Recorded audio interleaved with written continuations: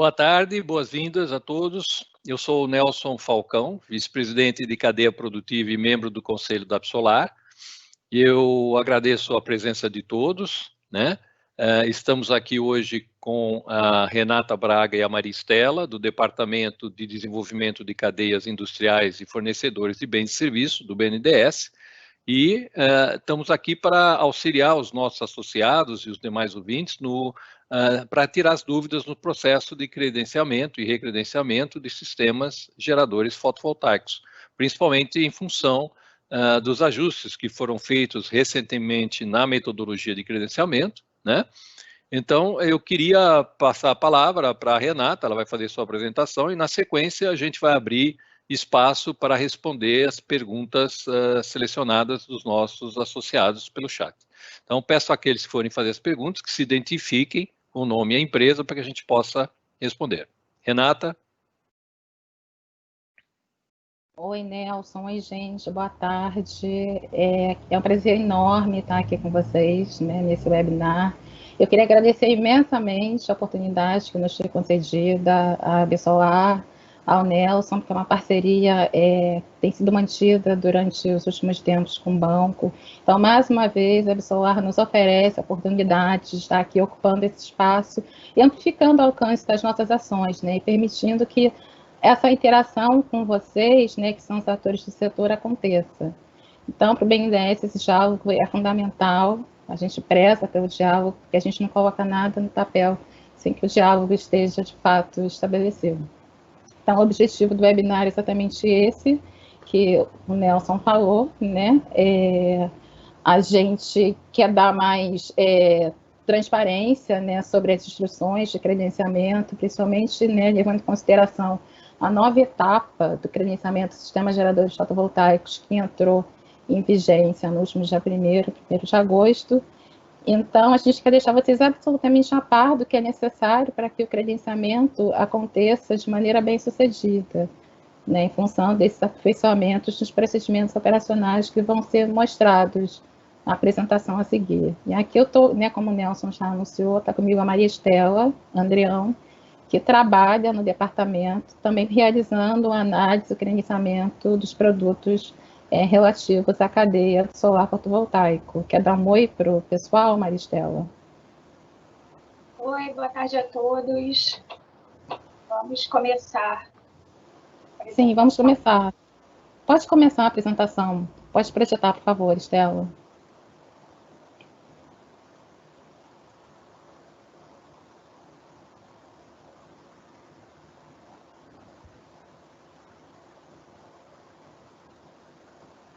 Opa. Está aparecendo? Está aparecendo, está aparecendo. Obrigada, Estela. Então, vamos lá, vamos dar início à nossa apresentação. Pode passar, por favor.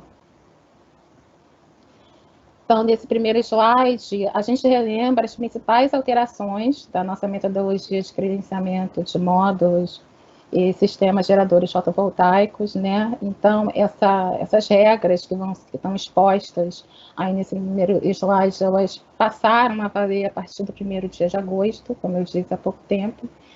Então, as principais mudanças, né, as principais novidades é que não existe mais um modelo único de credenciamento, como acontecia até abril, na verdade, até julho, né? Já existia um modelo único e todos os fabricantes, né, e todos os produtos, independentes de sua faixa de potência, tinham que se enquadrar naquele modelo. Então, antes, por exemplo, havia uma obrigatoriedade para todo mundo para utilizar módulos fotovoltaicos nacionais. Hoje em dia isso não existe mais.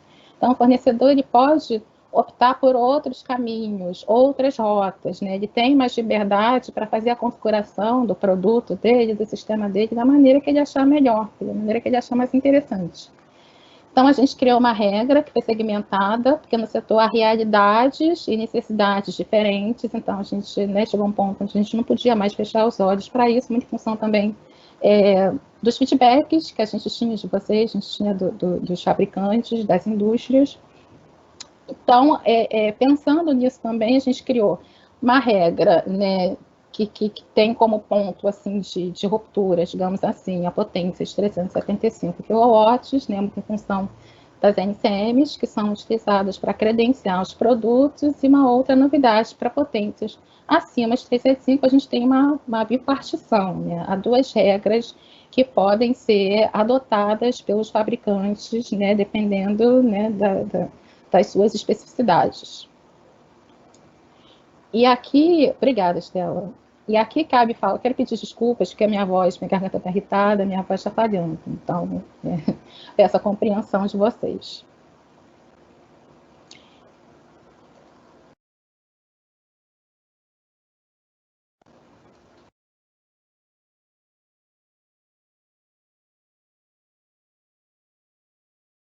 Renata, você está mutada. Opa, desculpa, gente. Então, voltando a falar o que eu estava dizendo, tudo que vai ser dito aqui não é novidade, tá? Porque antes de a gente iniciar o processo de credenciamento dos produtos nessa nova etapa, a gente mandou um comunicado para os fabricantes, né, que estavam credenciados e que mantinham algum tipo de contato com a gente, algum tipo de interação.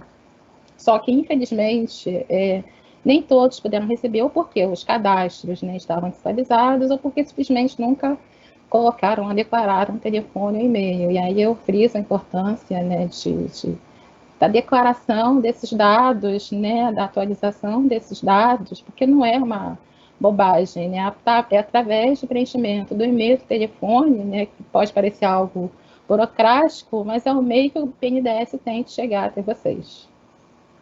Tá? Então, vou começar falando das principais alterações sobre o ponto de vista operacional. A gente aperfeiçoou o processo de credenciamento para poder ter um maior controle sobre o produto que a gente credencia. Então, a primeira medida que é vista aí, que vocês já devem ter percebido, na verdade, essa medida já tinha sido adotada na primeira etapa de transição, né, após a aprovação desse novo regulamento, é que a gente está fazendo a vinculação dos produtos a módulos, inversores e trackers. Na primeira etapa de transição, na verdade, a gente fazia a vinculação só aos fornecedores dos módulos, né? Então, a cada produto tinha um módulo de referência, né? Um fabricante de módulos de referência. E agora, como o módulo não é mais o item absolutamente obrigatório, né? Existem outras rotas, a gente também pode fazer a vinculação ao fornecedor do inversor e ao inversor do tracker. Então, se vocês fizerem, qualquer um de vocês, né, fizerem uma pesquisa no nosso site, a pesquisa pode ser feita por qualquer um, vocês vão ter a oportunidade de visualizar quem é o fornecedor do módulo, do tracker, né, ou do inversor, e isso é extremamente importante porque dá transparência para o mercado do que está credenciado na nossa base.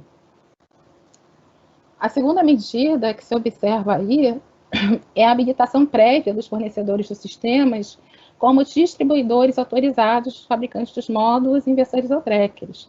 E com essa medida, a gente evita que algum aventureiro, né, alguma empresa que não seja séria, que não tenha a seriedade que a gente quer para o setor, declare no momento do credenciamento que está utilizando, por exemplo, um módulo de um fornecedor X, e no final das contas acaba usando um componente que tem uma origem desconhecida, que não é chancelada pelo BNDES. Então, a gente vai conseguir fazer com isso o cruzamento do que é financiado, né, com a utilização do código FINAME, com o que foi adquirido das empresas indicadas, né, como fornecedores desses componentes. E aí vale dizer que, apesar desses fornecedores de módulos, inversores e trackers fazerem a habilitação dessas empresas como fornecedores dos seus produtos, elas não têm qualquer responsabilidade sobre o que está sendo credenciado. A responsabilidade recai inteiramente sobre o dono do código FINAME. Uma outra questão, uma terceira questão que se coloca aí é o maior rigor na comprovação da mão de obra, dinheiro e eletricista. E a gente frisa que o responsável pelo projeto do sistema não pode ser técnico. Por quê? Porque a gente constatou que diversas empresas têm unidade industrial, que é como a gente chama as empresas de engenharia, elas credenciavam seus produtos, mas sem terem um engenheiro responsável, né, pela elaboração do projeto daquele sistema. Ou, eventualmente, até indicavam um engenheiro, mas esse engenheiro não era efetivamente responsável pelo projeto do sistema. Isso vai totalmente de encontro, em desacordo com o que preconiza, inclusive, o regulamento geral de credenciamento do BNDES. Uma empresa sem unidade industrial pode credenciar sistemas desde que tenha um engenheiro ou um corpo de engenheiros responsável pela elaboração do projeto daquele produto, né? Esses engenheiros, eventualmente, eles podem até ser terceirizados, né? Não precisam ser diretamente vinculados, né, em regime CLT da empresa, mas precisa existir essa figura do engenheiro eletricista, tá? Porque esse é o perfil de empresa que o regulamento permite, que a gente quer. Com relação aos sistemas com potência abaixo de 375 kW, a gente está exigindo, no momento de credenciamento, a apresentação das notas fiscais de aquisição dos componentes, né? Quando eu falo componentes, eu estou falando de módulo, de inversor, de condutores elétricos e de estrutura de sustentação, que pode ser fixo ou móvel, né, os famosos trackers. Essas notas precisam ser emitidas há, no máximo, 6 meses. Por quê esses 6 meses? Porque esse tipo de produto, ele é fast track, né? Ele, via de regra, esse produto, ele só tem seu conteúdo local conferido no momento do credenciamento, né? Então, a gente precisa de evidências mais robustas, mais firmes, quanto à comprovação de conteúdo daquele produto, quanto ao cumprimento dos requisitos de conteúdo local. Então, a apresentação, por exemplo, de uma nota emitida há 2 anos não me diz muita coisa sobre o cumprimento das regras, né? Não traz para nós, BNDES, segurança sobre aquele produto. Por outro lado, para produtos para sistemas, né, geradores fotovoltaicos, cujas potências são superiores a 375 kW, a gente admite a apresentação de orçamentos ou propostas. Aí vocês vão perguntar, mas nossa, por que o tratamento diferente? Tratamento diferente, sim, porque esses produtos, eles são sempre credenciados como FCC, financiável caso a caso. Isso significa que em toda operação de financiamento que envolver o código PNAM daquele produto, ele vai ter que fazer a apresentação de notas fiscais, né, para comprovação do conteúdo local. Então, a comprovação deixa de ser feita no momento único, no momento inicial, como é feito os produtos abaixo de 375, que são fast track, são sempre credenciados como F, e passa a ser feita a cada operação de financiamento. Pode passar, Estela.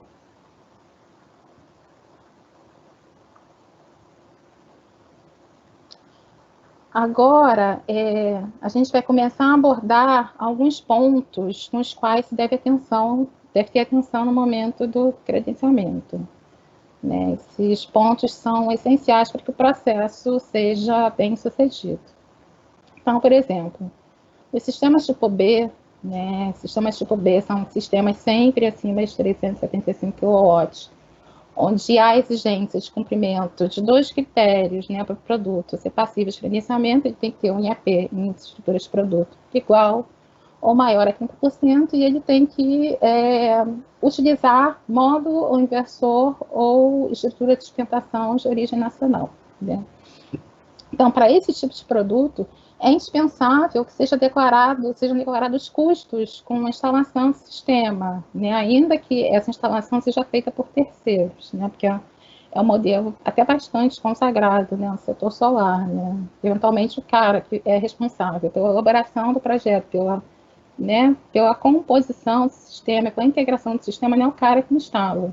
A gente precisa que esses dados sejam declarados, porque senão a gente não consegue fazer o cálculo do IAP de 30%. Então, é essencial que esses dados sejam declarados no momento do credenciamento. Sem eles, a gente não consegue credenciar o produto nem fazer a apuração do IAP.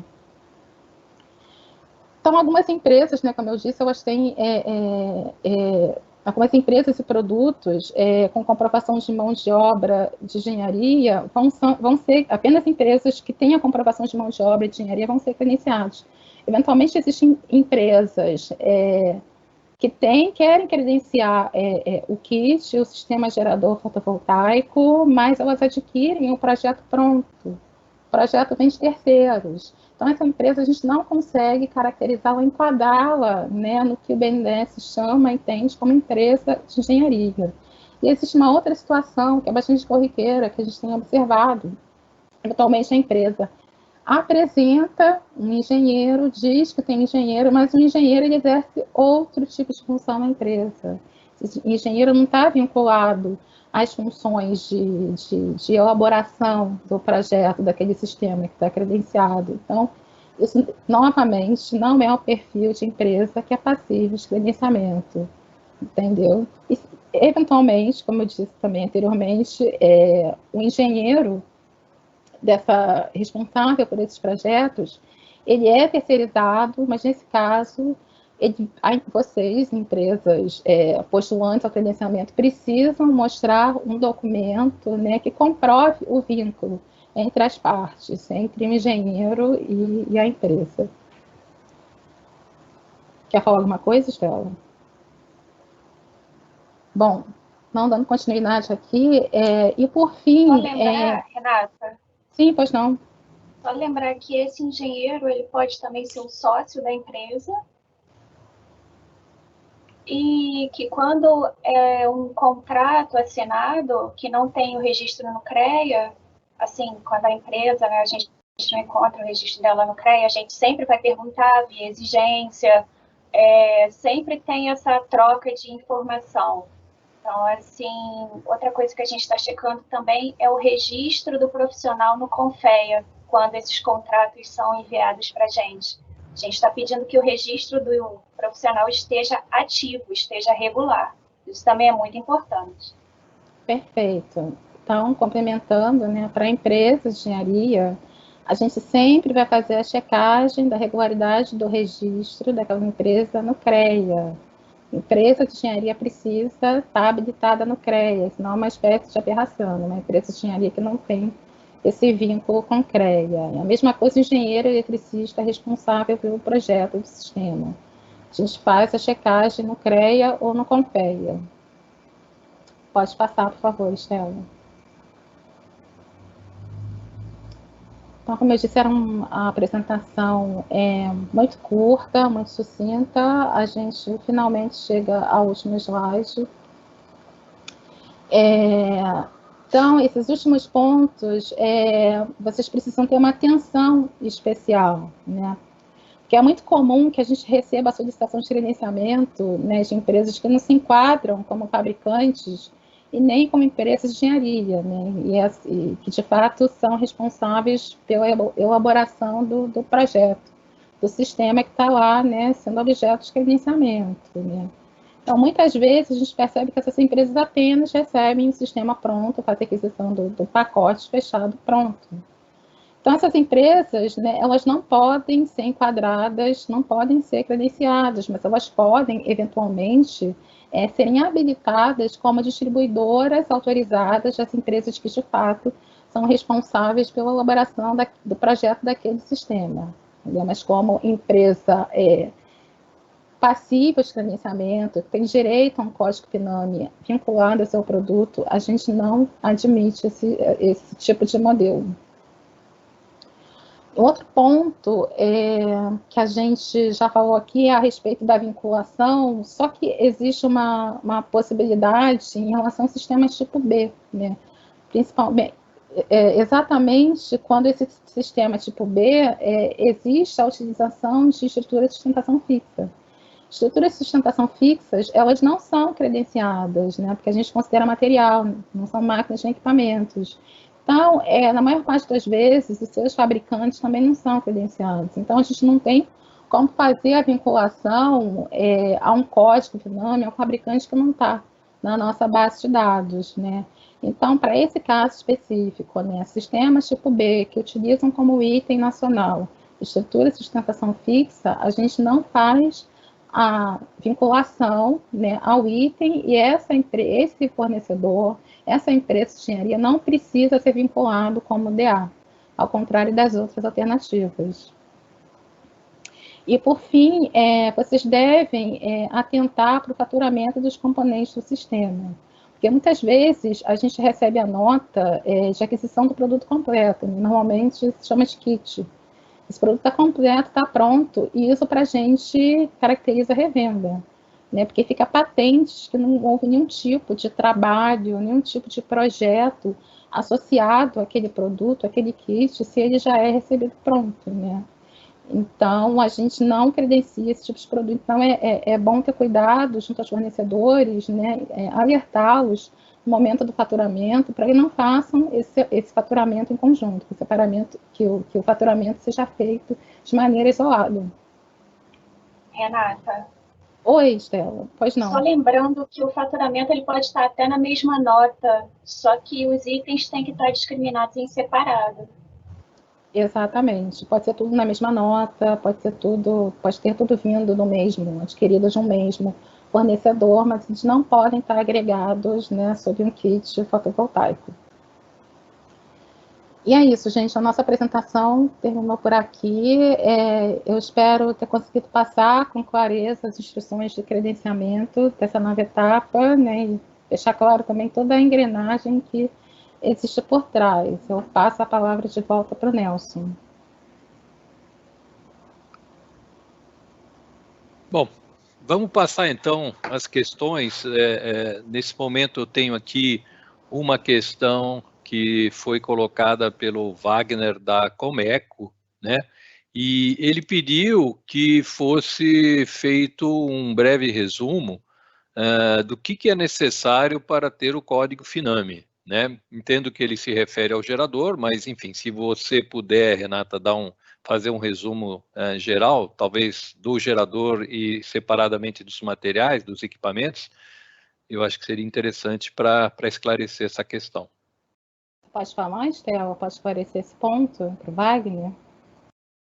Sim, sim. Hoje o que a gente precisa? A gente precisa que estejam declarados pelo menos os 4 principais componentes, que são os módulos, os inversores, a estrutura e o cabeamento. E também depende da faixa de potência. Conforme a gente acabou de falar na apresentação, acima de 375, a gente está dividindo abaixo, e acima de 375. Coisas que a gente está pedindo para todas as potências. Que tenha a mão de obra qualificada no CREA, comprovada, que seja um engenheiro eletricista responsável pelo projeto do sistema gerador fotovoltaico, e de acordo com a potência, a gente pede a vinculação, que é aquela indicação do distribuidor autorizado, ou com o fabricante do módulo, ou do inversor, ou do tracker. Ou o caso especial, que é do tipo B, que acima de 375, do tipo B, que usando a estrutura fixa não precisa de indicação de distribuidor autorizado. E para menos de 375 kW, a gente está pedindo que toda a comprovação de componente tenha comprovação com uma nota fiscal emitida há menos de 6 meses. É isso. Perfeito, Estela. Bom, temos aqui ainda uma outra pergunta do Isaac, da TEM Brasil. Ele está perguntando se o faturamento em separado, item a item, elimina a isenção de impostos que o gerador fotovoltaico possui. Ele está colocando isso, né? Com isso, inversores e outros componentes terão uma carga tributária maior. Tem que ser dessa forma mesmo ou pode ser na forma de um gerador mais mão de obra? Tem que ser nessa forma, tem que ser faturamento, né, das partes isoladas, ainda que não é sob a mesma nota fiscal, porque senão a gente não consegue ver os dados que são fundamentais, né, para a nossa análise. A gente não consegue verificar a origem daqueles componentes. Então, a despeito dessa questão, né, relacionada à carga tributária, a gente não consegue, não pode admitir o faturamento conjunto. Uma das possíveis formas de fazer isso seria talvez uma nota fiscal do gerador fotovoltaico e notas associadas, né, de cada um dos itens, mas aí entra numa questão fiscal um pouco mais complexa, né? Não sei se isso... Isso já nos ajudaria, né? Porque a gente teria lá, bem claro, ficaria disponível para a gente a origem do produto, né? Então, a gente poderia, de fato, constatar que aquele produto, que aquele componente atende os requisitos de credenciamento de sistemas geradores fotovoltaicos. É uma saída, né? Existiriam os dois tipos de nota que vincula cada componente àquela nota maior. Mas o gerador tem tem um outro complicador a mais que eu abordei anteriormente, né? Quando a empresa compra o produto completo, isso nos parece, né, que não tem nenhum tipo de trabalho envolvido em relação ao projeto daquele produto. Então, é um tipo de modelo que a gente costuma negar, não costumamos aceitar. Ok. Bom, uma outra questão que costuma aparecer bastante também é o seguinte: você falou que é associado a cada modelo de módulo fotovoltaico, né? Ou seja, cada gerador fotovoltaico que alguém quiser credenciar vai ter que ter um módulo, um fabricante específico, um modelo específico de módulo associado a cada gerador. Então, por exemplo, uma empresa que comercializa vários modelos diferentes de módulo, ela teria que ter um cadastro diferente para cada um dos kits que tenham composições diferentes, por exemplo, módulo A com inversor B, módulo C com inversor D, cada combinação teria que ser um credenciamento diferente? Não, é um credenciamento por elemento vinculante. Por exemplo, eu quero credenciar um sistema com um módulo da empresa X. Então, aquele credenciamento, aquele código FINAME vai permitir a essa empresa comercializar sistema fotovoltaico com financiamento do banco, com diversos modelos, com outros modelos além daquele módulo que foi indicado no momento do credenciamento, obviamente desde que o módulo esteja credenciado. Não precisa ser um credenciamento para cada modelo, né? É um credenciamento por empresa fornecedora. Mesma coisa para os outros elementos, para o inversor ou para o tracker. Perfeito. E uma outra dúvida que também surge às vezes, como é que o fabricante do módulo, qual é a ação que o fabricante do módulo tem que agir, tem que fazer para vincular o módulo dele a cada um desses credenciamentos de geradores diferentes? E tem uma ação do lado dele também? Estela, pode esclarecer? Oi, posso sim. Tem uma ação. Nós estamos orientando as empresas a entrar em contato com os fabricantes ou do módulo, ou do inversor, ou do tracker, e pedir para essas empresas as indicarem como seus distribuidores autorizados. É um procedimento muito simples. A empresa entra no portal CFI e pode indicar uma grande quantidade de CNPJs ao mesmo tempo, e é super simples. E é um processo simples, como disse a Estela, que não passa por uma análise nossa. Essa gestão é feita inteiramente pela empresa, pelo fornecedor. Então, ao mesmo tempo que ele pode fazer a inclusão de número grande, né, de CNPJs, ele pode retirá-los no momento em que bem entender, sem que isso passe pelo nosso crivo. Ok. Bom, pessoal, eu não tenho aqui nenhuma pergunta a mais da audiência. Se tiver alguém que queira fazer algum tipo de pergunta, por favor, mas nós temos aí mais um pouco de tempo.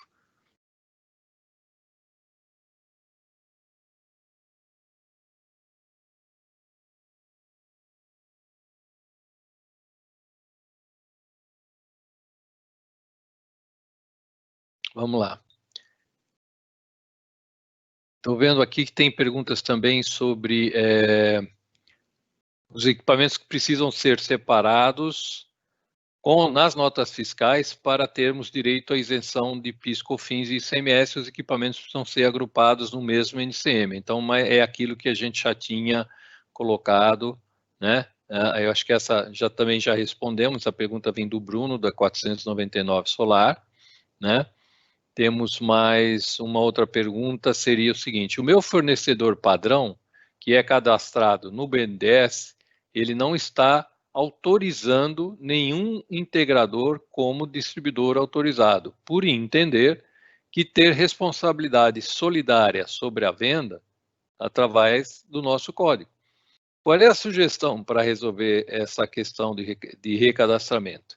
Existe ou é implícita essa corresponsabilidade do fabricante com o integrador? Essa pergunta vem da Luciane, da Soled Energia.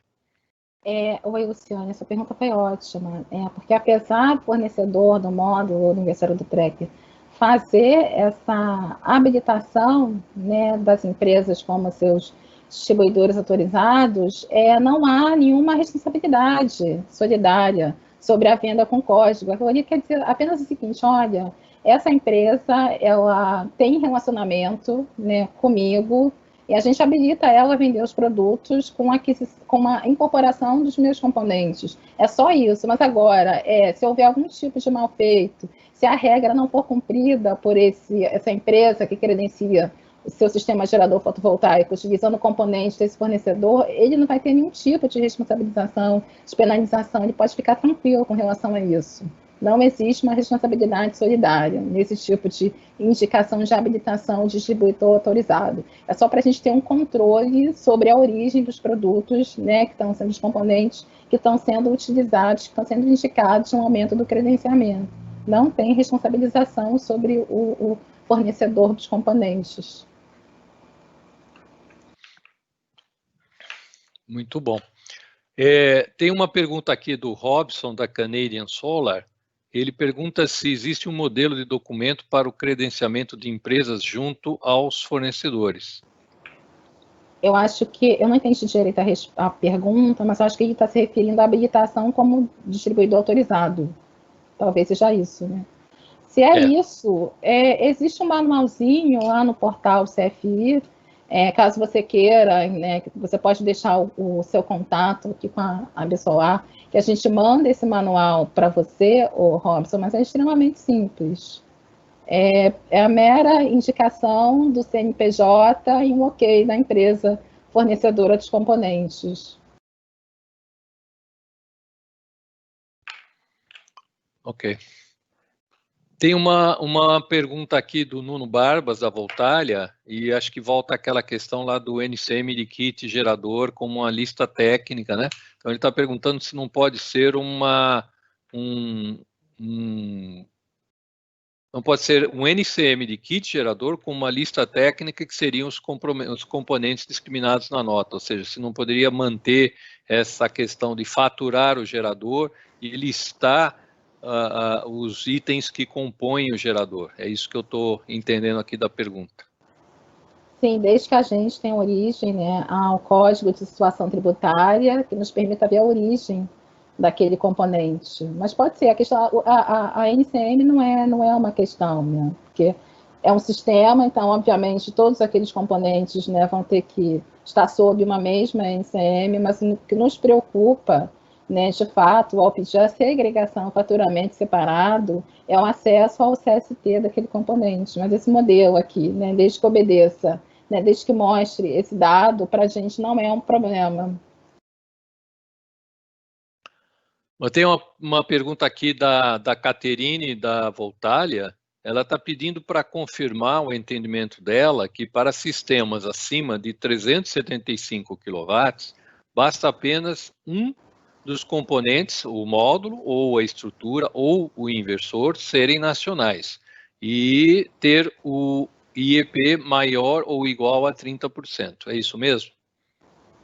Bom, são dois modelos, né? Quando a gente fala de sistemas com potência superior a 375, a gente tem uma bifurcação. Existe um modelo, né, onde todos os componentes precisam ser nacionais e credenciados, né, se for o caso, e existe esse outro modelo que foi citado pela Caterine, que permite que haja uma escolha entre módulo, inversor ou estrutura de sustentação credenciada, mais a performance do IEP igual ou maior que 30%. Né? O que diferencia, em termos práticos, um modelo de outro é que o primeiro modelo, que é o chamado tipo A, quem faz a aquisição desses sistemas tem acesso a financiamento com taxas mais baratas, mais vantajosa. Se o tipo B, né, que é esse modelo do IEP, e da escolha de um componente, ele tem uma taxa um pouquinho mais cara. Mas existem duas opções, na verdade.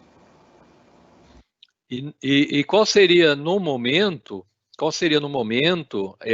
esse spread entre o modelo A e o modelo B? Eu sei que isso pode variar e seguramente vai variar ao longo do tempo, mas você saberia responder para a nossa audiência qual é esse spread hoje? A última vez que eu verifiquei, Nelson, tipo A tinha um spread de 0,9% e o tipo B 1,3%. Mas realmente esse valor ele varia, né, de tempos em tempos. Mas não deve ter variado muito, não. Deve ter tido uma alteração muito grande. Ou seja, isso é uma forma de incentivo, né, que o BNDES tem para a cadeia produtiva local, onde se a empresa que está fazendo o credenciamento utilizar o módulo nacional, a estrutura nacional e o inversor nacional, ela tem uma taxa mais vantajosa. Então, é interessante ter essa distinção. Não é uma questão que pode um, pode o outro, mas qual é a diferença na prática? A diferença na prática é se você tiver mais conteúdo local, tem um investimento mais, ou tem uma taxa de financiamento mais vantajosa. Tá? Esse é o mecanismo, correto? Exatamente, esse é o pulo do gato. É bom esclarecer também que aqueles sistemas que têm potência inferior até 375 watts são todos classificados como tipo A. Então, todos têm acesso a essa taxa mais barata, mais vantajosa. Tá, ou seja, essa diferenciação, esse de 0,9 para 1,4, ela só vai acontecer na faixa acima de 375, tá certo? Exatamente. Perfeito. Bom, tem aqui uma questão do Thales, da EMEP Energia, e ele está perguntando se a nota fiscal que é exigida para o cadastro é a nota de entrada do material na empresa, de compra do material. Estela, pode responder, por favor? Olha, eu não sei se eu entendi muito bem a pergunta, mas o que a gente precisa ver nessa nota? A gente precisa ver que o componente foi comprado por aquele CNPJ da empresa pleiteante do credenciamento, e a gente precisa ver, como a Renata falou anteriormente, o CST desses componentes. É isso que a gente precisa. Só voltando num ponto que eu lembrei agora, quando as empresas forem pedir a indicação para os fabricantes, ou do módulo, ou do inversor, ou da estrutura do tracker, é preciso que esse CNPJ que seja indicado seja o CNPJ que está cadastrado no CFI. Senão a gente não consegue bater os dados. E aí a gente acaba negando o credenciamento, porque às vezes a empresa tem outros CNPJs que não estão na nossa base e a gente não consegue encontrar. E a gente faz esse cruzamento de CNPJ. Perfeito. O Rodrigo, da Automasul, está perguntando o seguinte: no meu caso, a minha empresa faz toda a engenharia, recolhe a ART e compra o kit da WEG. Ou seja, compra de um terceiro, né, de uma outra empresa. Resumindo, ele tem que comprar antes de vender o kit da WEG? Parece meio estranho, né? Você faz o projeto e, de acordo com aquele projeto, esse projeto é repassado para a VEG, vocês fazem a aquisição do kit completo da VEG. É esquisito, mas assim, retomando o que foi dito na apresentação, se esse sistema, se esse kit, como vocês chamam, né, tiver uma potência superior a 375 kW, não precisa comprar antes, porque a comprovação vai ser feita no momento, né, do projeto, que aconteceu o projeto efetivamente. Mas caso esse sistema tenha potência inferior a 375 kW, a gente precisa que vocês comprem antes, porque a checagem do conteúdo local exigido é feito via de regra, só no momento do credenciamento. Então, a gente precisa ter provas, né, ter comprovações mais robustas para colocar aquele produto dentro do nosso cadastro. A gente não pode se basear em hipóteses, a gente tem que ter evidências para credenciar aquele produto corretamente. Renata, só lembrando que nessa comprovação, a gente, só para lembrar, a gente não vai aceitar uma nota de componente que esteja escrito kit gerador fotovoltaico, sistema gerador fotovoltaico, porque isso para a gente já é o sistema pronto, dimensionado, e acaba caracterizando uma revenda. É isso. O que a gente pede são pelo menos os 4 elementos no nosso formulário, no FAQ, para a gente conseguir ver que aquele kit, que o sistema ele foi dimensionado pela empresa, seguiu aquele projeto, e para a gente ver o CST dos componentes. Pode-se entender dessa sua resposta, Estela, que o kit, então, ele não pode ser revendido? Ou como é que faz, por exemplo, uma empresa que ela revende kits prontos? Ou kits pré-concebidos por uma outra empresa? Digamos, vamos usar aqui um exemplo da WEG, poderia ser qualquer outro, né? Se uma empresa desenvolve um kit para comercialização para vários distribuidores, é possível? Nesse caso, quem é que tem que ter o registro no credenciamento, no CFI? Nesse caso, a gente tem até uns casos de empresas que estão mandando a nota fiscal de componentes da WEG, e isso está acontecendo. E nesse caso, o que deveria acontecer? A empresa que revende o kit, ela tem que entrar em contato com a WEG, para a WEG indicá-la como sua distribuidora autorizada, para a empresa poder vender esse código, esse kit com o código que é da WEG. É a WEG que é a fornecedora do kit. Perfeito. Isso.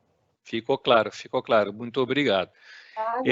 Eu vou passar então aqui agora para uma pergunta da Ivanice, lá da Voltalia, né? Ela está pedindo confirmação do seguinte: o entendimento dela é que no momento do credenciamento para habilitar o gerador fotovoltaico no Finame, eles podem adquirir o módulo, inversor e tracker, incluir o projeto de engenharia e submeter ao pleito, tá certo? Os itens que compõem cada um desses itens, né? Eles têm que ser previamente cadastrados no Finame. É isso mesmo? Está correto o entendimento dela? Perfeito, né? Porque se esse item não é credenciado, não possui um código Finame, a gente não pode considerá-los como nacionais, né? Essa evidência de que aquele item possui, né, atende os critérios, né, de nacionalização que são preconizados pelo BNDES. Obviamente que aí a gente deve atentar que existem itens, como é o caso dos condutores elétricos ou das próprias estruturas de sustentação fixa, que por serem materiais não são passíveis de credenciamento. Então, nesses casos, a gente só faz a conferência do CST, né, para verificar a origem, se é nacional ou não, se tem uma origem importada. Mas em outros casos, no caso dos módulos, no caso dos inversores, no caso dos trackers, é imprescindível, né, que esse produto seja credenciado e que nos seja mostrado no momento do credenciamento o código Finame desses componentes para caracterizar a origem nacional deles, o atendimento às regras do banco. Ok. Bom, pessoal, nós já estamos quase esgotados aqui no tempo. Eu vou fazer uma última pergunta aqui. Vem da Globo Brasil e eles perguntam o seguinte: no caso, nós já somos cadastrados no Finame com inversor importado. Para cadastramento de painéis importados e inversores nacionais, precisaríamos fazer um novo cadastro? Sim, é um novo cadastro, porque é um outro modelo de sistema, né? Mas, mais uma vez, até uma complementação em uma resposta, né, que foi dada anteriormente, né? Para esse inversor ser considerado nacional, esse inversor a título do que é feito, o exemplo do que é feito com o módulo, ele precisa estar credenciado, ele precisa possuir um código FINAME que vai ser indicado no momento do credenciamento. Mas como são modelos distintos, né, um código FINAME de sistema com módulo nacional e o outro com inversor nacional e módulo importado, a gente não consegue misturar no mesmo código. Tem que haver separação, então esse modelo vai exigir um novo credenciamento de um novo produto.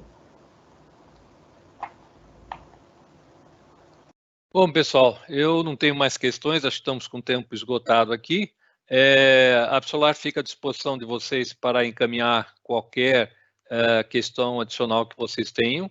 E já foi mostrado aí, talvez, não sei se eu podia projetar novamente os dados de contato do pessoal do BNDES, seria possível só projetar novamente, só para que tenham, se alguém tiver ainda alguma dúvida, possa anotar.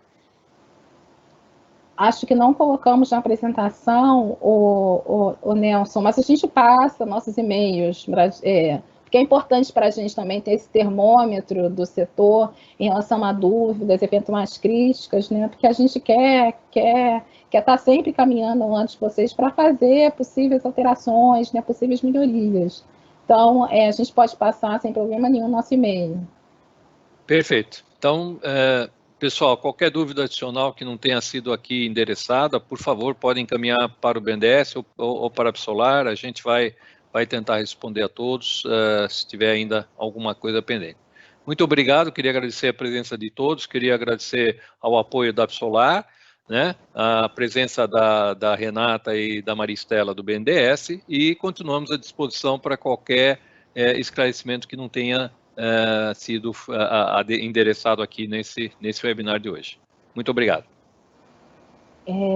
Mais uma vez, eu gostaria de agradecer a vocês, né, a audiência, a Absolar e ao Nelson, pela oportunidade de promover, de participar desse webinar, responder as dúvidas, né, que vocês colocaram aqui, cultivar a existência desse canal direto, porque o BNDES, ele não trabalha sem considerar os anseios da indústria. Obviamente que a gente não consegue atender a todas as requisições, todos os pleitos que chegam até as nossas mesas, mas a gente tenta fazer esse atendimento na medida do possível. Então, eu quero dizer, mais uma vez, que as portas estão abertas, ainda que agora sejam portas virtuais, né, porque, em função de tudo que está acontecendo no mundo, dessa pandemia, a gente está trabalhando em regime de home office, mas, em caso de dúvida, a gente vai deixar o e-mail disponível para vocês nos acionarem, a mim e a Maria Estela, que nós teremos um imenso prazer em atendê-los. Obrigada. Obrigada a todos e ficamos à disposição para maiores dúvidas. Ok. Obrigado, pessoal.